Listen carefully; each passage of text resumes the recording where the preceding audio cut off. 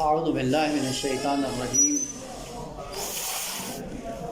بسم اللہ الرحمن الرحیم وبہ نستعین وهو خیر المعین۔ بحث ہماری قضاء اور قدر جبر و تفویض میں جاری تھی، اور ابھی تک جو مقدمات بیان ہوئے ان میں یہ تھا کہ جبر کا معنی کیا ہے، تفویض کا معنی کیا ہے، بل الامر بین الامرین کا معنی کیا ہے۔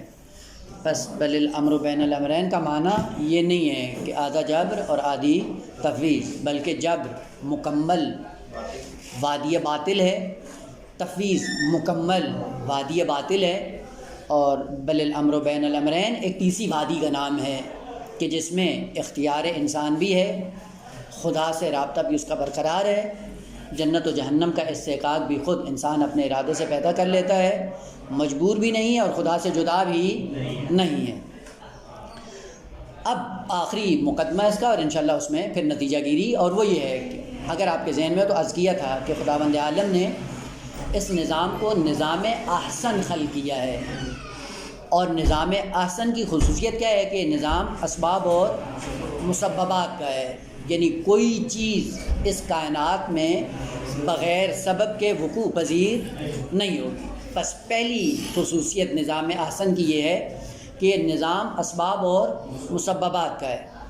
دوسری خصوصیت اس نظام احسن کی کہ نظام اسباب اور مسببات ہونے کے ساتھ ساتھ یہ نظام دو پہلو ہے، یعنی خدا نے خلق اس طرح سے کیا ہے کہ نظام دو پہلو ہے۔ دو پہلو سے مراد یعنی ہر چیز کا نقطہ مقابل موجود ہے۔ صحت سبب کے سائے میں ہوگی، لیکن صحت کے مقابلے میں کیا ہے؟ مرض، بیماری۔ بس یہ دو پہلو ہے اس عالم میں، اس کائنات میں۔ صحت بھی ہے، بیماری بھی ہے، خوب ثروت مند بھی ہے، فقیر بھی ہے، آبرو مند بھی ہے، بے آبرو بھی ہے۔ یعنی یہ پورا نظام کس کا ہے؟ اولا نظام اسباب اور مسببات کا ہے، اور دوسرا یہ نظام دو پہلو ہے۔ کوئی ایک ایسی چیز اس کائنات میں نہیں ہے جس کا نقطہ مقابل خدا نے خلق نہ کیا ہو۔ بس ہر چیز جو خدا نے خلق کی ہے اس کے پیچھے علت اور سبب کار فرما ہے، اور اس کا نقطہ مقابل بھی موجود ہے۔ اب جہاں سے جس کو آپ قرآن میں کہہ سکتے ہیں کہ نظام زوجین، جفت نظام کو خلق کیا ہے، طاق نہیں ہے، فرد نہیں ہے، اور نظام آسن ہونے کی دلیل یہ ہے کہ نظام زوج ہے، جفت ہے۔ ہر چیز کا نقطہ مقابل خداوند عالم نے خلق کیا ہے۔ کامیابی ہے تو مقابلے میں ناکامی ہے۔ خوب یہ کامیابی اور ناکامی ہر دو ہیں، اور ان میں ہر ایک کا ایک سبب ہے۔ ممکن نہیں ہے کہ کامیابی بھی بغیر سبب کے ہوں اور ناکامی بھی بغیر سبب کے ہو۔ پس نظام اسباب اور مسببات کا ہے، اور دوسری خصوصیت یہ ہے کہ نظام دو پہلو ہے، ہر چیز کا نقطہ مقابل موجود ہے۔ تیسری خصوصیت اس نظام احسن کی یہ ہے کہ اس نظام احسن اور نظام دو پہلو کے اندر انسان ایک وقت میں ایک وادی میں حرکت کر سکتا ہے، دونوں وادی میں ایک وقت میں حرکت نہیں کر سکتا۔ یعنی اگر فرض کریں ایک راستہ جا رہا ہے عزت کا، دوسرا ہے ذلت کا، تو یہ نظام دو پہلو ہے، عزت کا الگ سبب ہے، ذلت کا الگ سبب ہے۔ اس نظام میں دو پہلو میں انسان ایک وقت میں ایک کو انتخاب کر سکتا ہے، یعنی دونوں کو ایک وقت میں ممکن نہیں اپنا سکے۔ یا اگر اس کو مثال کے ذریعے عرض کریں، جس طرح ضرب المثل بھی ہے کہ دو کشتیوں پہ انسان سوار نہیں ہو سکتا، چونکہ ایک کشتی جا رہی ہے مشرق کی طرف اور دوسری جا رہی ہے مغرب کی طرف، خوب یہ اپوزٹ ہیں، نقطہ مقابل میں۔ تو انسان ایک وقت میں ایک کشتی پہ سوار ہو سکتا ہے، دونوں پہ سوار نہیں ہو سکتا۔ اگر فقر کے راستے پہ چل رہا ہے تو کبھی بھی ثروت مند نہیں ہوگا، اور اگر ثروت کے راستے پہ چل رہا ہے تو کبھی فقیر نہیں ہوگا۔ صحت کے اصولوں پہ چل رہا ہے، مریض نہیں ہوگا، اور بیماریوں کے اصولوں کو اپنا رہا ہے تو کبھی صحت مند نہیں ہوگا۔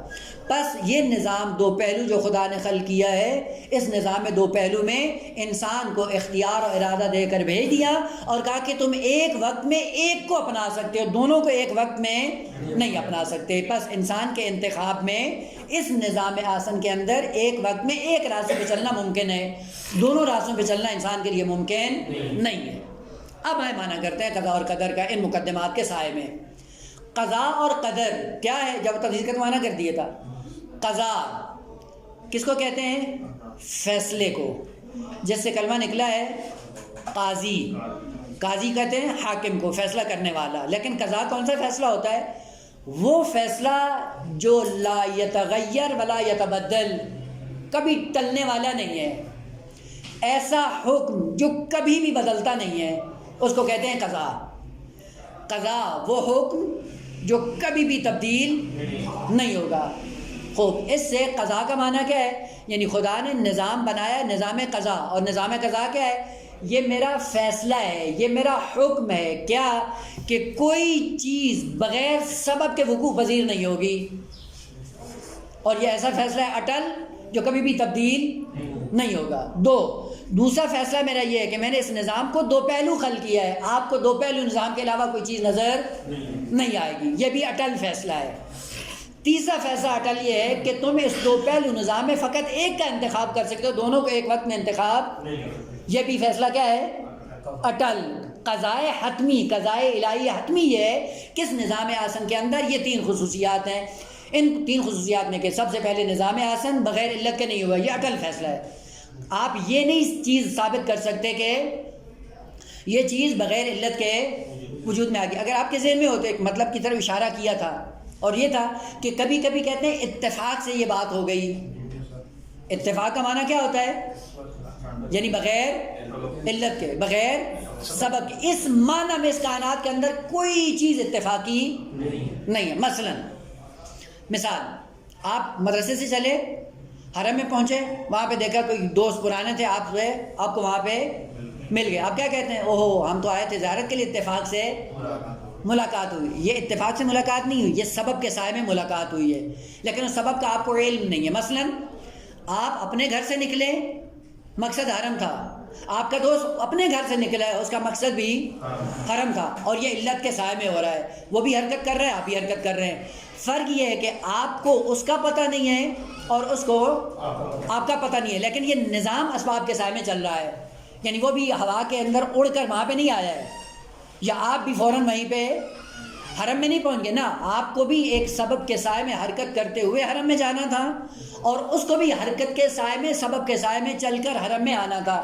چونکہ آپ کو علم نہیں تھا اور اس کو بھی آپ کا علم نہیں تھا، جب دونوں حرکتیں ایک نقطے پہ آ کے جمع ہوئی، وہیں پہ ملاقات ممکن ہو گئی۔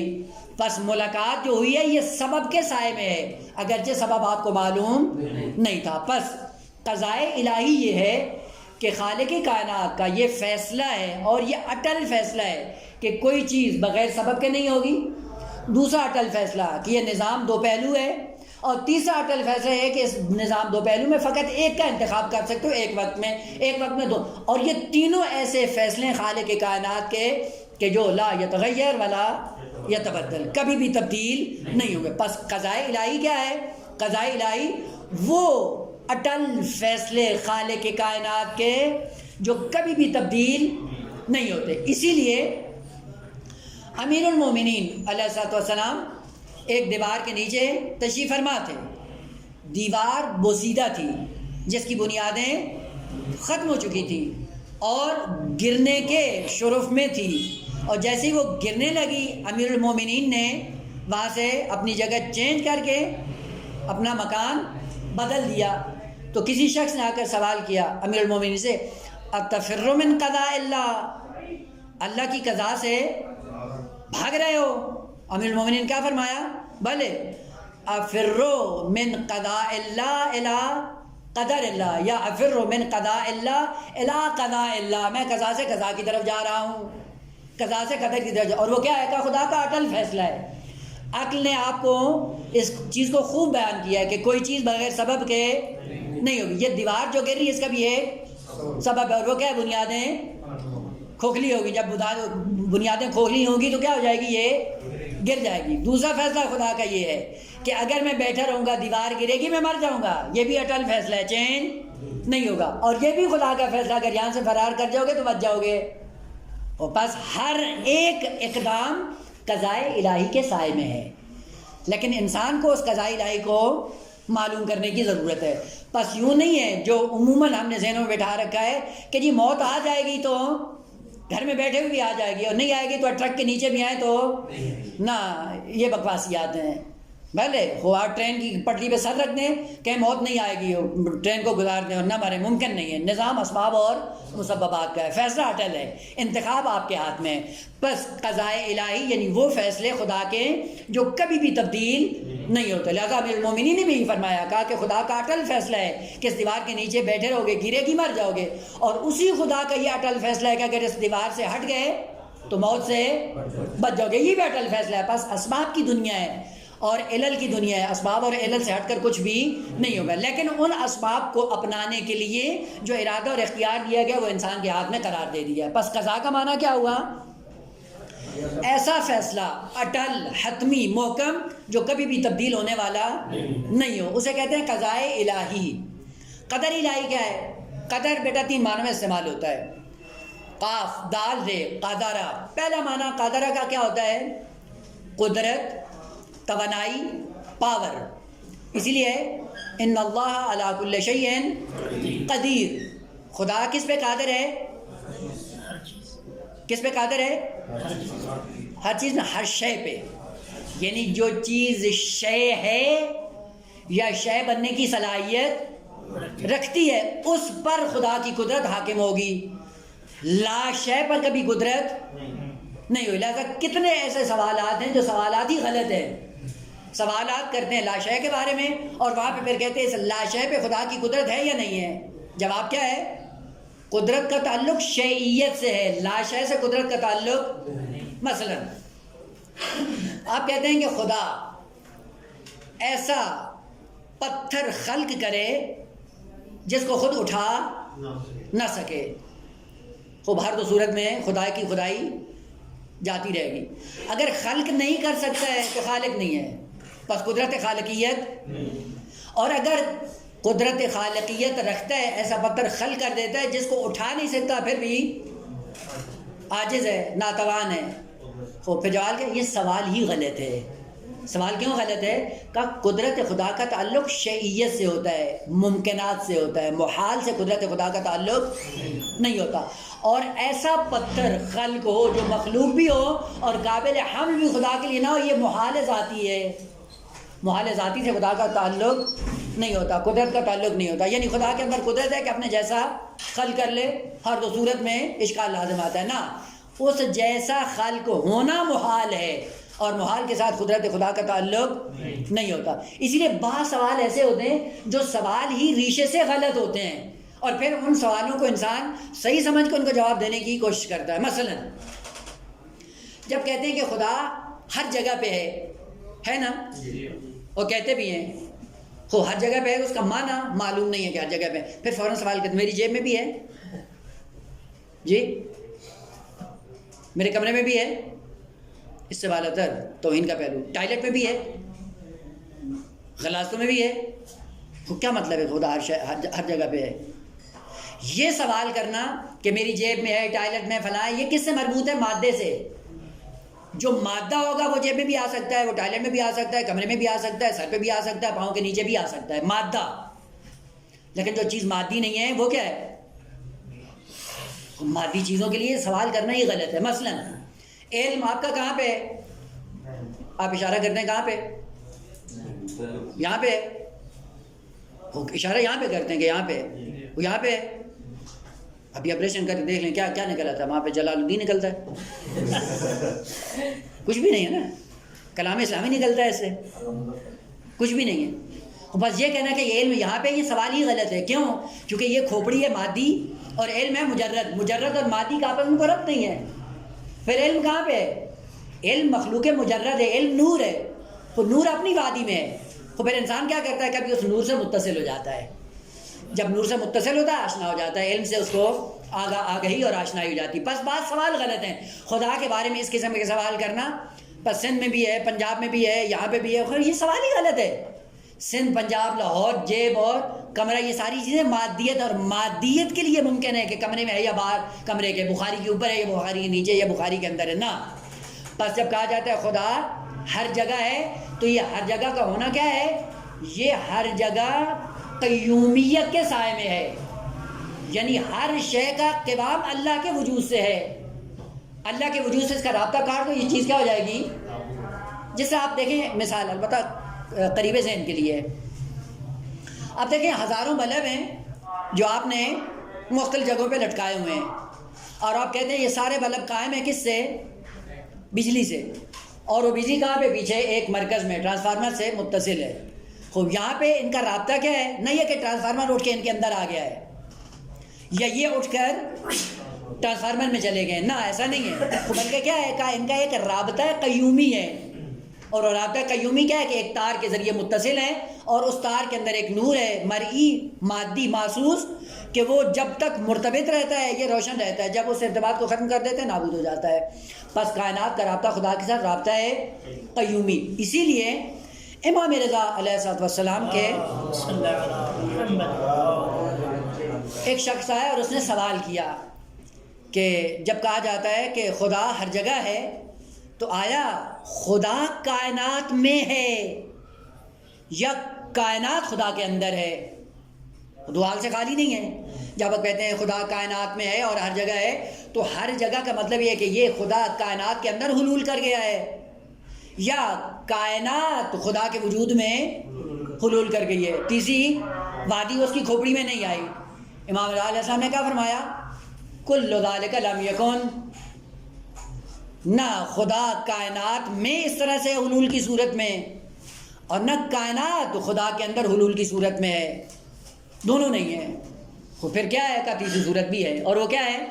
تیسری صورت یہ ہے، امام نے مثال کے ذریعے کہا، ویسے تیری کھوپڑی میں نہیں آئے گی بات، مثال کے ذریعے سمجھاتا ہوں. امام نے فرمایا کہ جب آپ آئینے کے سامنے کھڑے ہوتے ہو تو یہ آئینہ تمہیں پورے وجود کو بتاتا ہے یا نہیں بتاتا؟ پورے آئینہ بتاتا ہے یا نہیں بتاتا؟ بتاتا ہے. اب سوال، انت فی ہے ام المرآۃ فیک؟ بتاؤ تم آئینے میں ہو یا آئینہ تم میں ہے؟ کہ نہ میں آئینے میں ہوں نہ آئینہ میرے اندر ہے. خود پھر کیا ہے؟ کہ آئینہ مرآت ہے، آئینہ میری تصویر دکھاتا ہے، میرے وجود کو حلول کی صورت میں پیش نہیں کرتا ہے. امام نے فرمایا کائنات بھی مظہر خدا ہے، آئینہ ہے. کائنات خدا کے لیے خدا کے کمالات کا اظہار کرتے ہیں، نہ یہ کہ خدا کا وجود ان کے اندر حلول کر جائے. بس مشکل ہوتی ہے کبھی کبھی مطالعہ سمجھنے کے لیے، اس دقت کی طرف اشارہ رہے. اور وہ یہ ہے کہ بعض سوالات خدا کی نسبت غلط ہیں. وہ سوالات مادیت سے جنم لیتے ہیں اور خدا مادی نہیں ہے، خدا جسم نہیں ہے. لہٰذا یہ سوال کرنا ہی غلط ہے کہ خدا میری جیب میں ہے، وہ سوال ہی غلط ہے. اصل غلط سوالوں کا کوئی جواب نہیں ہوتا. اور کتنے ایسے سوالات ہیں توحید کی دنیا میں جو سوالات ہی غلط ہیں. اسی لیے خدا نے کہا ان اللہ علی کل شیء قدیر. شیئیت پہ قدرت ہوتی ہے. جو چیز لا شیء ہو، محال ہو، محال پہ. مثلا خدا کہیں جی 2 اور 2 مل کے کتنے ہوتے ہیں؟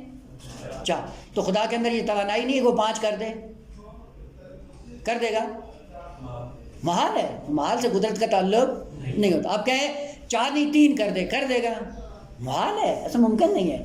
بس شے کے اوپر خداوند عالم کی قدرت ہوتی ہے. اور شیء یعنی چیزیں ممکن، وہ جو لا شے ہے، محال ہے، اس کے ساتھ قدرت خدا کا کوئی تعلق نہیں ہوتا. بس پہلا معنی قدر کا کیا ہے؟ قدرت، توانائی اور پاور. یہ قضا اور قدر میں مراد نہیں ہے. دوسرا معنی لفظ قاف دال رے، یہ ضد سے پہچانا جاتا ہے. اور ضد کیا ہے؟ کبھی کبھی لفظ قادر کے مقابلے میں کلمہ باسط استعمال ہوتا ہے. باسط قادر، یہ باسط اور قادر کیا ہیں؟ کہ یہ دونوں امر وجودی ہیں. اور یہاں پہ قادر کا معنی جب لفظ باسط کے مقابلے میں ہو تو اس کا معنی کیا ہوتا ہے؟ باسط رزق دینے والا، قادر رزق کم کرنے والا. بس یہاں پہ قدر کا معنی کیا ہے؟ تنگی رزق. اور تنگی رزق یہ معنی بھی لفظ قدر کا یا تقدیر کا یہ قضا اور قدر میں جاری و ساری نہیں. اسی لیے کہا جاتا ہے تو جو کہ بیٹا صفات 2 طرح سے ہوتی ہیں. بعض ہے صفات ثبوتیہ ذاتیہ خداوند عالم کی، اور بعض صفات ہیں فعلیہ. صفات ذاتیہ اور صفات سنے نا نام. وہ کیا معیار ہے صفات ذاتیہ اور صفات فعلیہ کا؟ کہیں پہ عرض کیا تھا، نہیں معلوم یہاں پہ بھی عرض کیا ہو یا نہیں کیا ہو. اور وہ یہ معیار مرحوم کلینی رضوان اللہ تعالیٰ علیہ نے ذکر کیا ہے باب صفات خداوند عالم میں کہ صفات ذاتی کون سی صفات ہوں گی؟ کہ صفات ذاتی ہمیشہ وہ صفات ہوتی ہیں جن کے نقطہ مقابل میں سلب، نفی اور عدم ہو. جن کے مقابلے میں نقطہ کیا ہو؟ سلب، نفی، عدم یا نقص. جس کے مقابلے میں نقص ہو وہ صفت ذاتی ہے. آپ کہتے ہیں خدا عالم ہے، اس کے مقابلے میں کیا ہے؟ جہالت کیا ہے؟ نقص، کمی، سلب، نفی. پس یہاں سے پتہ چلتا ہے کہ اگر علم جہل کے مقابلے میں یہ صفت ذاتی ہے، پس جس کے مقابلے میں نقص ہوگا وہ صفت ذاتی کہلائے گی. لیکن وہ صفات جن کے نقطہ مقابل میں بھی کمال ہے، سلب نہیں ہے، نفی نہیں ہے، عدم نہیں ہے، بلکہ یہ بھی نقطہ وجودی وہ بھی نقطہ ہے وجودی، ہر دو نقطہ وجودی اور ہر دو کمال ہیں.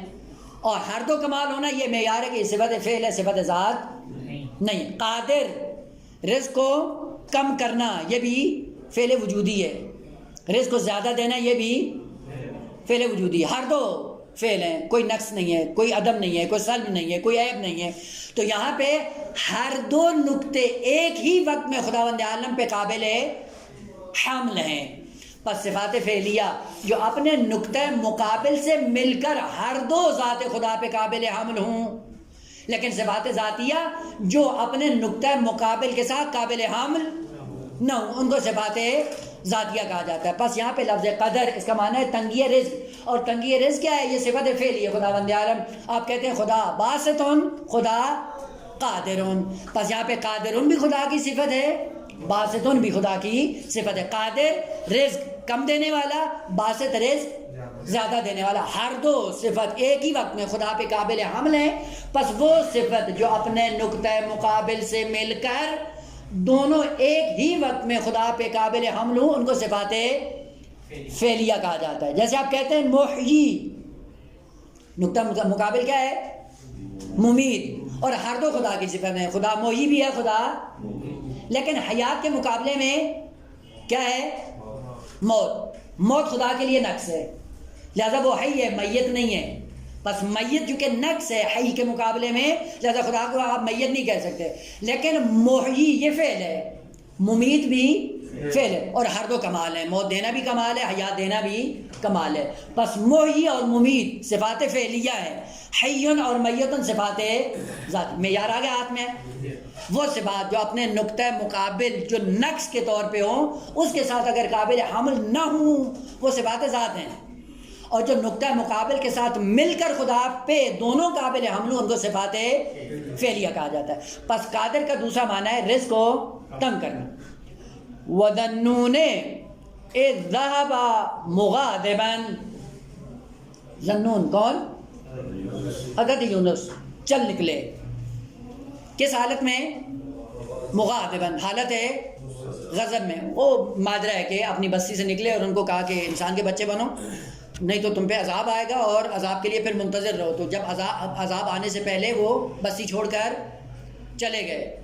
اور البتہ ابھی بات میں چل جاؤں گا تو زیادہ نکل جائیں گے، اس کو چھیڑتا نہیں ہوں ابھی کہ کیوں گئے، کیا ہوا، اور پھر وہاں پہ ترک اولا کہتے ہیں. اب افسوس ہے کہ نا ترک اولا والی کوئی بات نہیں ہے.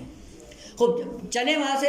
اذ مغاضبا فظن، ادبیات پڑھتے رہتے ہیں کبھی ظن کے معنی کیا ہوتے ہیں؟ علم. خوب یہ توجیہات ہیں مفسرین کی نا، جس کلمہ خدا کو پتہ ہے کہ یہاں پہ لفظ ظن کہنا ہے یا علم کہنا ہے.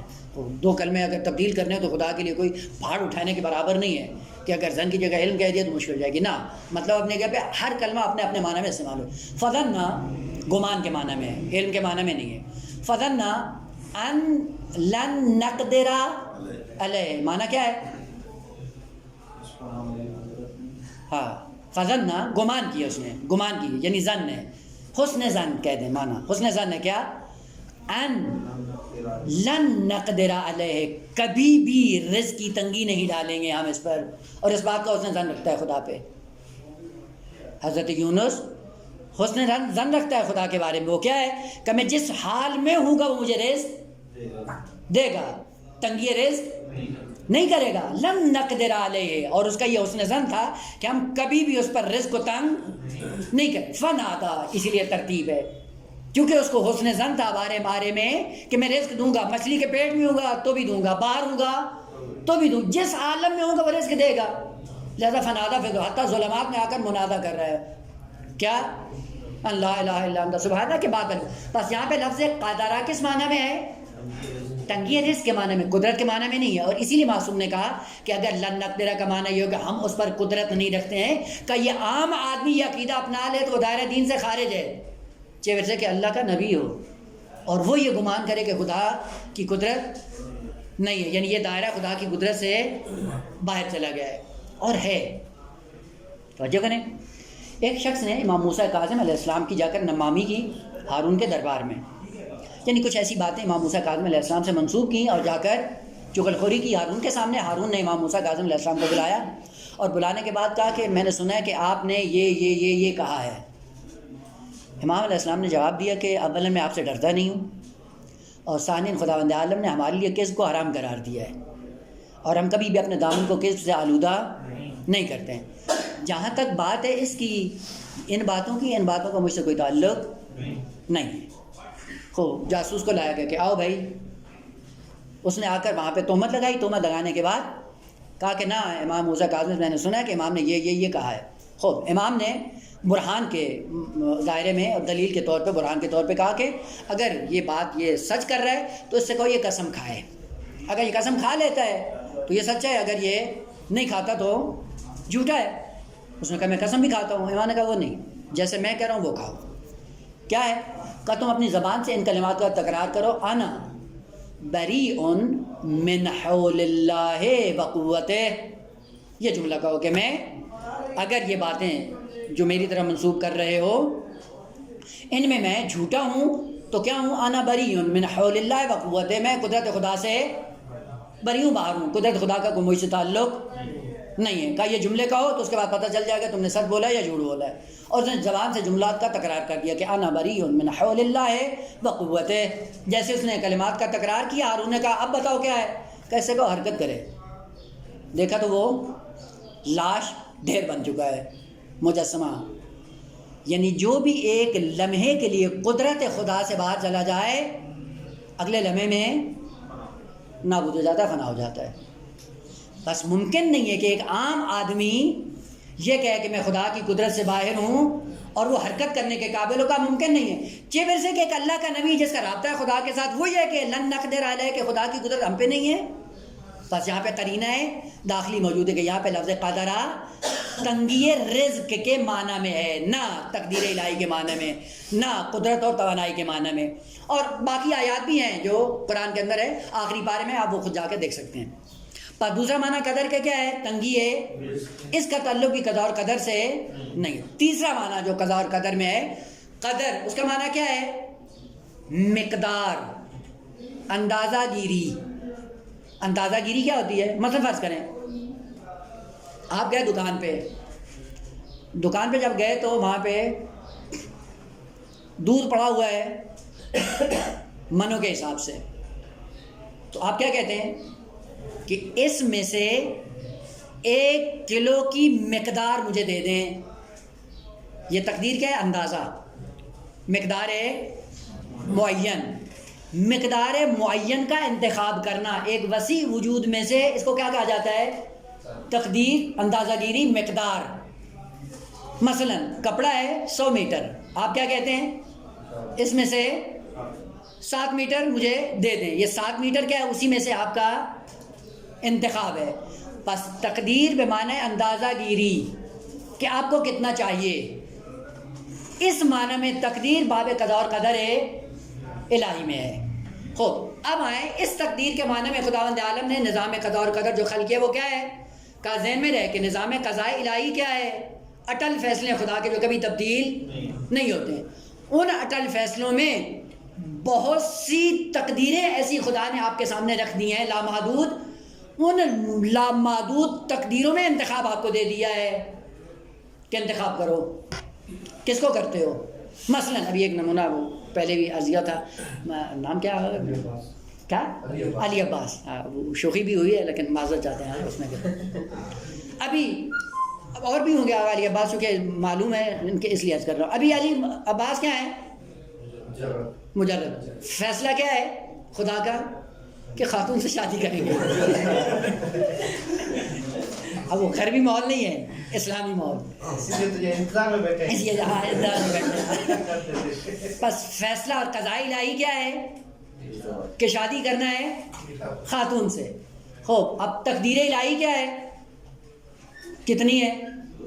الا ماشاء اللہ، کس ملک سے ہو، کس شہر سے ہو، کس قوم سے ہو، کس قبیلے سے ہو، یہ کیا ہے؟ یہ ساری تقدیرات ہیں جو وسیع پیمانے پہ، اور ان تقدیرات کے اندر اس قضاء الہی کے سائے میں ان کو آزاد چھوڑ دیا گیا۔ انتخاب کرو۔ انتخاب کرنے میں کیا ہے؟ جو انتخاب کرو گے اس کا جو نتیجہ ہوگا حتماً آپ کو مل کر رہے گا، ممکن نہیں ہے۔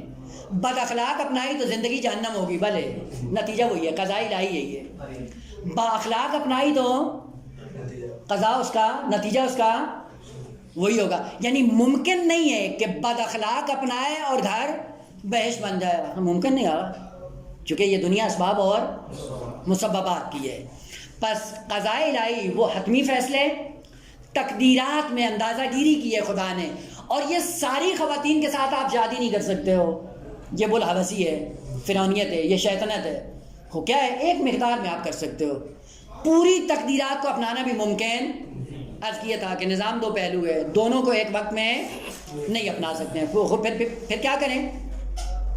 اس تقدیر کو چننے سے پہلے معرفت پیدا کر لیں کہ کون سی تقدیر انتخاب کر رہے ہیں۔ اسی لیے کہا جاتا ہے کہ علم کے بغیر تقدیر کو چنتے ہیں، اور ایسی چنتے ہیں جو کل انسان کے لیے ذلت کا باعث بنتی ہے۔ پھر کیا کرتے ہیں اپنے آپ کو بچانے کے لیے؟ قسمت میں یوں لکھا تھا، خدا نے قسمت میں یہ لکھا تھا، خدا نے دونوں لکھے تھے کہ آگ میں ہاتھ ڈالو گے تو جل جائے گا، ہاتھ میں ہاتھ نہیں ڈالو گے تو نہیں جل۔ دو تقدیریں لکھی تھی، اور دو تقدیروں میں سے آپ کو انتخاب دیا تھا کہ ہر چیز کا ایک سبب ہے، کون سی اپنا رہے ہو۔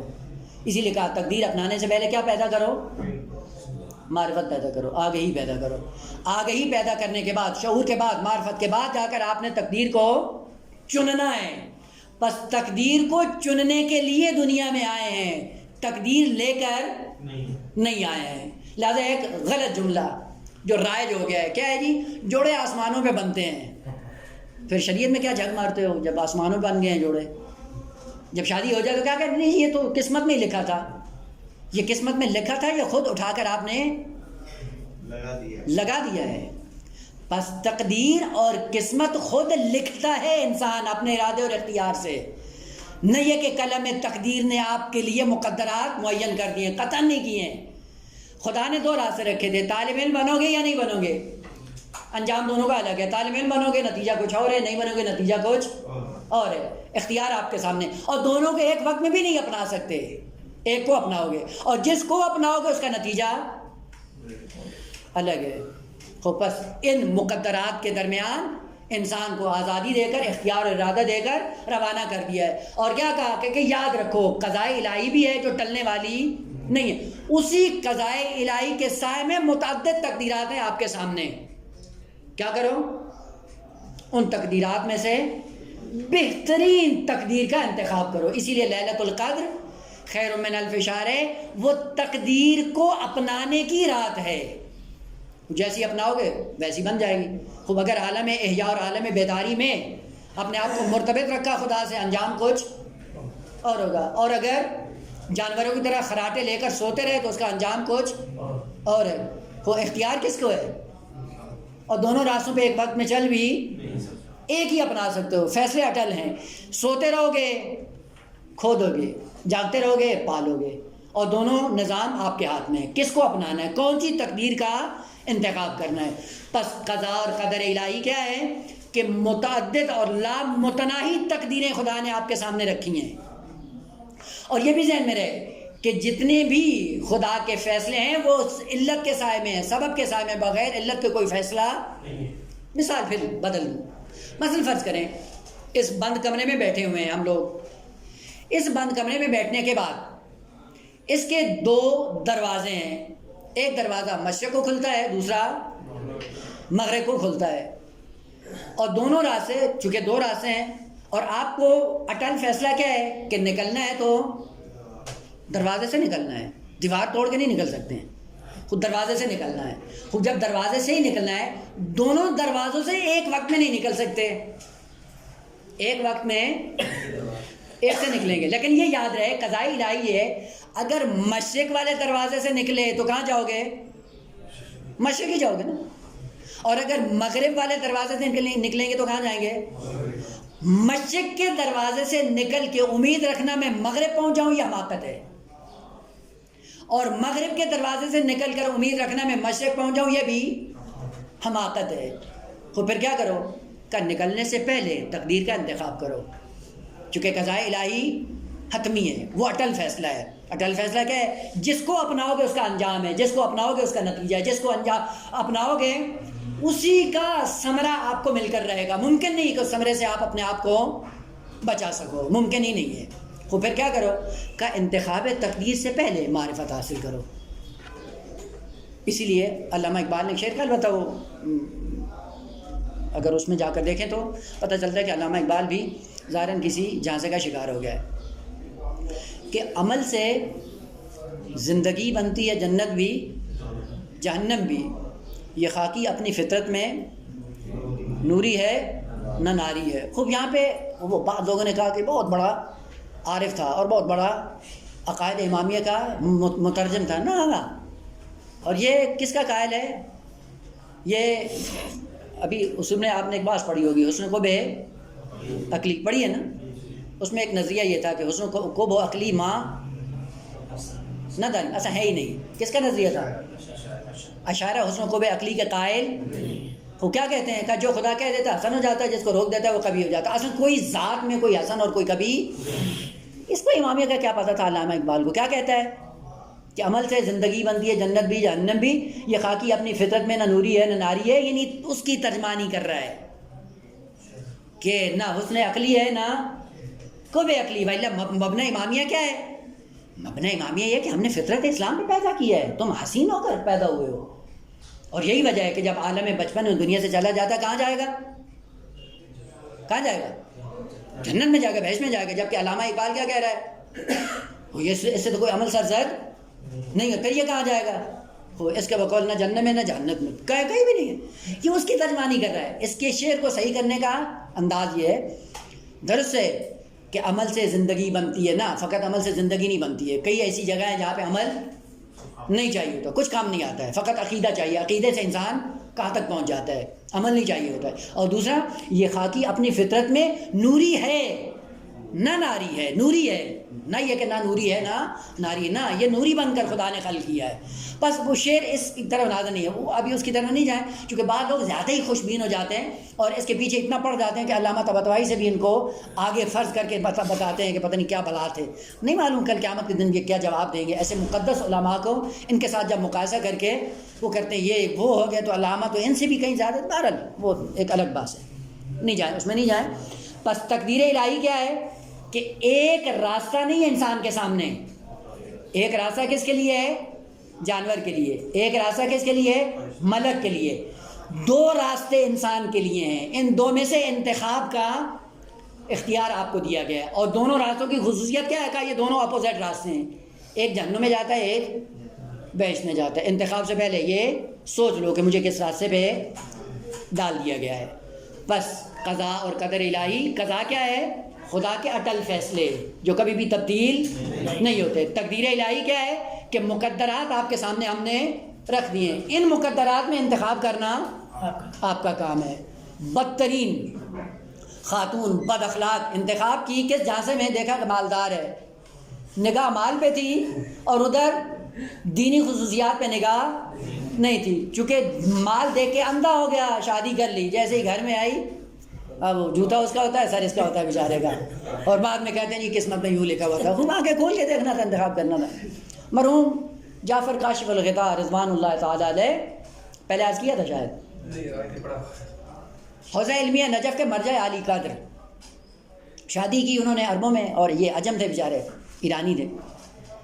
عرب خاتون سے کی، اور عرب ماشاءاللہ وہ مرد بھی تکڑے ہوتے ہیں، خواتین بھی تکڑی ہوتی. کسی تکڑے خاندان میں شادی کر لی اور وہ بہت تکڑی طاقتور قسم کی خاتون تھی اور ماشاءاللہ بد اخلاق بھی بہت زیادہ تھی. تو جب یہ درس وغیرہ پڑھا کے آتے اور جیسے گھر میں ہوتے تو وہ کلاس لیتی، جیسے ہی اندر آتے تھوڑا سا ہوتا گراتی اور پٹک دیتی اور مارنا شروع کر دیتی. شاگردوں کو پتہ چلا کہ استاد محترم کی تو خوب کلاس لی جاتی ہے. تو انہوں نے آ کے ایک مشورہ دیا کہ آقا ایسا کریں کہ آپ مرجع بھی ہیں، مجتہد بھی ہیں اور دیندار بھی ہیں، تو مہربانی کریں اس کو طلاق دو، جان چھوڑو اور کوئی ایسی لو جو آپ کے شان کے مطابق ہو. کہا نہیں، یہ میرے لیے بہت بڑی نعمت ہے.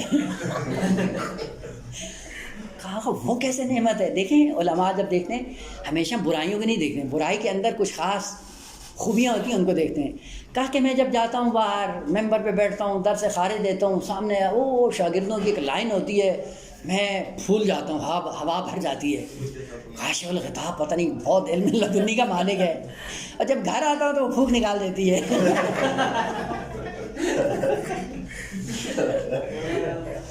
اس لیے یہ میرے لیے بہت بڑی نعمت ہے.